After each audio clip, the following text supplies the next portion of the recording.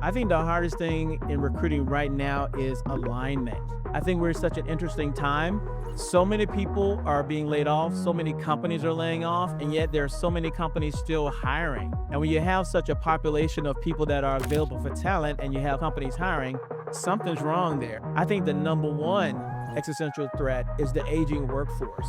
So many people are retiring, so many people are aging out. There are not enough apprentices or people interested in a lot of the things that we need. It feels really good to touch grass, to get away from a screen for a while. I think that is something that people are not doing enough of these days. I saw a chart recently on LinkedIn that showed the actual usage of the overall population that are using AI. And it's a very small, a very small percentage of people who are actually using AI. And I don't know if that is people just intimidated by it.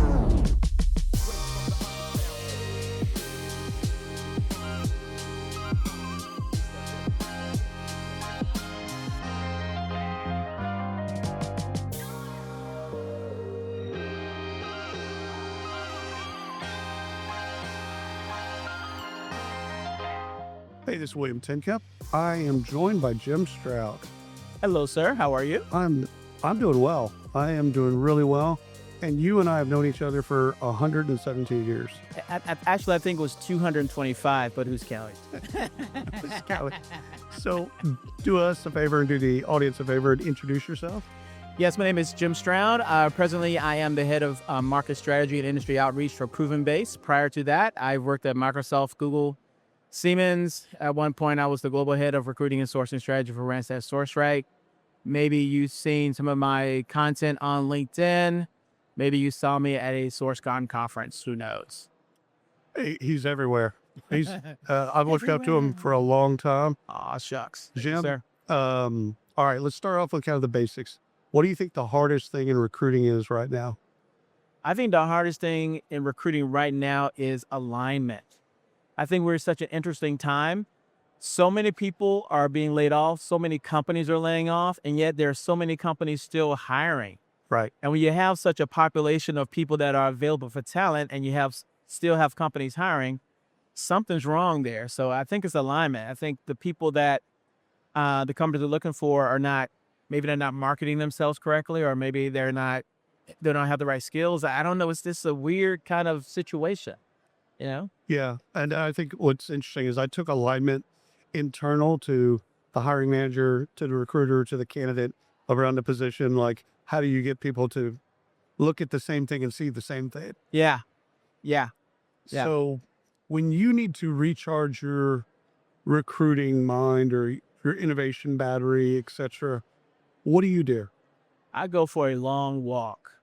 I am fortunate enough to live near a park, so I can walk from my front door to the park, do a couple laps around the lake, and get back home. It feels really good to touch grass, to get away from a screen Right. for a while. I think that is something that people are not doing enough of these days. What's interesting is I believe it's Harvard that did this study because it was around crossword puzzles and memory and that type of stuff.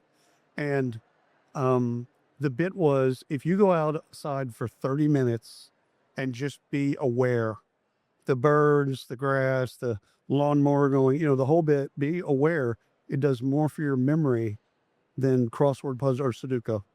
Really? Yeah. Interesting. It's just being aware, just walking outside and just being aware of what's going on in the environment. I think it's almost too like a reality reset, because we're so used to people pushing reality on us, whether it's through TV or movie or social media. People are just telling you what to see, what to think. But when you go outside, you're in nature, you're walking around, it's just you and the grass and your feet and the air, and you're able to see what's real. Yeah. You know? No, you're not thinking about the next Instagram moment. Exactly. You're thinking about the birds and crickets and all that stuff. Exactly. And it's from the report, it's basically clicking everything in your mind and getting neurosynaptics to work harder. It sort of makes me wonder if that's going to be the next evolution of career events. I know they have these things where for singles, you can go for a walk and you meet people, So how soon would it be when there's another job fair that's out in the park and there's I ice would love that. cream and maybe clowns, Yeah. bring the whole family, Yeah. and you can talk to people, get a job, and reconnect with I love that. nature. I absolutely love that. So I need to ask you a question about AI adoption. AI, we've talked about it for about 8 years now at HR Tech and other types of conferences. So you go through the waves of agentic and generative and this, that, and the other. How do we get people to actually use AI? You know, it's so funny you say that because I saw a chart recently on LinkedIn that showed the actual usage of the overall population that are using AI. And it's a very small, a very small percentage of people who are actually using AI. And I don't know if that is people just intimidated by it. I don't know if it's the Luddite effect or people just wanted to go away and bring back the 90s. Oh yeah. Well, Kind of this thing. is one of those deals like the birth of the internet. Yeah. You can't put your head in the sand. It's not going away. Exactly. I think we're going to have a very real economic divide the next 3 years, 5 years at the most, where people who gravitate towards AI now, who learn how to use it and how to use it in their everyday life and in their work life, they're going to be okay. But everyone else, unless you're in blue collar, you're fixing sinks or HVAC or oil rigs, you're going to be in trouble. So what's keeping you up at night these days? Interesting enough, from a recruiting perspective, it's not AI Oh, because okay. Do tell. yeah, because everybody says AI is the big boogeyman Yeah, and yeah, yeah. and it's the whipping boy for a lot of things. But I think is really the second biggest existential threat to the workplace or to the world of work. I think the number one existential threat is the aging workforce. So many people are retiring, Right. so many people are aging out. There are not enough apprentices or people interested in a lot of the things that we need. And I think in some ways, some people are starting to feel it now. So like, God forbid something happens to your plumbing in your office, I mean, or home, and you call a plumber and they say, yeah, we'll get to you in 2 weeks, maybe, you know, and it just, when you see it on that level where how come I can't get a plumber? How come I'm paying so much money? Because there aren't that many around. That's right. And that's a problem that's going to, just continue to Electricians are build. the same thing. Oh, yeah. All the trades. Oh, yeah. Oh, So- yeah. So if you have a young one in high school and they're undecided what to do, push them towards blue collar, tell them plumbers are the new pimps. Yep. It's funny. For sure. It's one of those deals you make. You also kind of marry that with people getting away from degrees in terms of the job description. It's like, we don't care if they have degrees. Yeah, it's like when I was back in my day, when I was in high school, Get off my lawn.